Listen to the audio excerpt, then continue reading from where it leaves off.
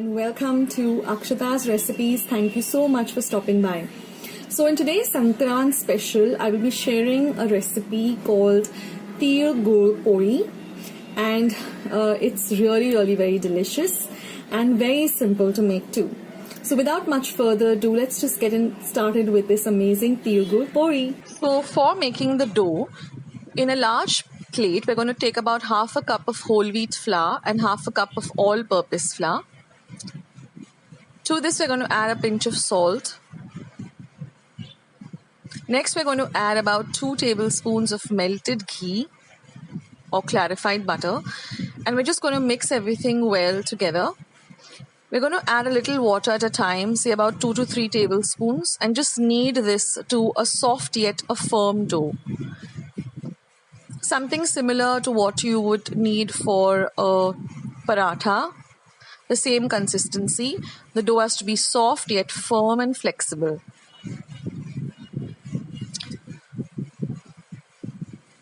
Now once your dough is formed, just add about a teaspoon of clarified butter or ghee and again knead it well.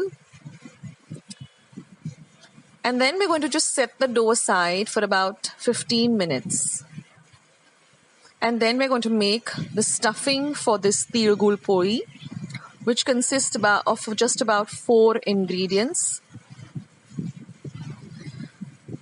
So now our dough is nice and firm yet soft, and now we're going to make the stuffing. So in a pan, I'm going to be roasting about quarter teacup of til or sesame seeds till they're nice and golden brown.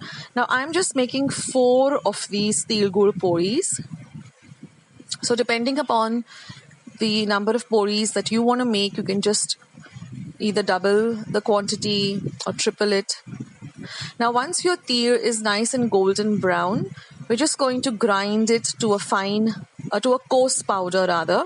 You can do this in a mortar and pestle, or you can also do it in your mixer pot. So we want a nice coarse paste. We don't want a very fine powder.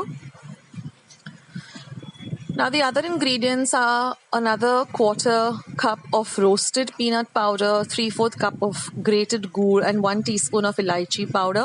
We're just going to put all of these ingredients into our blender or mixer, and we're going to grind everything together because we want everything to mix well together.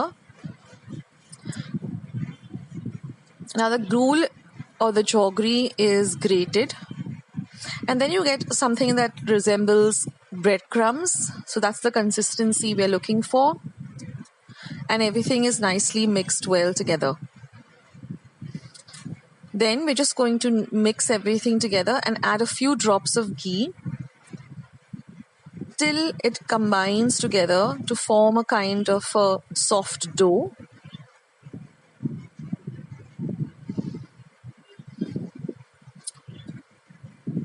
So now our stuffing is ready and our dough is ready, and now we're just going to make these polis. So divide the dough into 4 equal halves.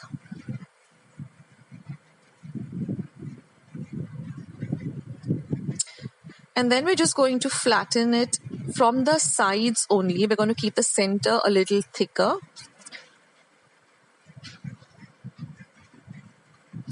And then we're going to divide the filling equally into 4 parts. Make them into flat balls. So this is our stuffing, like you would add stuffing to an aloo paratha or any paratha that you make.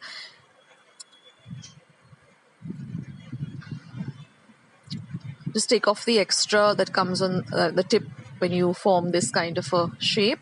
And then what we're going to do it very gently, we're going to press the filling inside so that it evenly spreads throughout the dough, so that when we are rolling it on our rolling board, we get the filling evenly all over.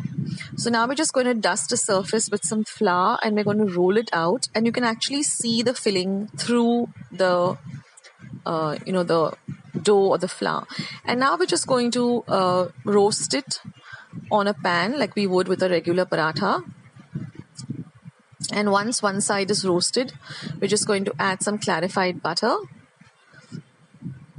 turn it or flip it, and again add a little bit of clarified butter on the top.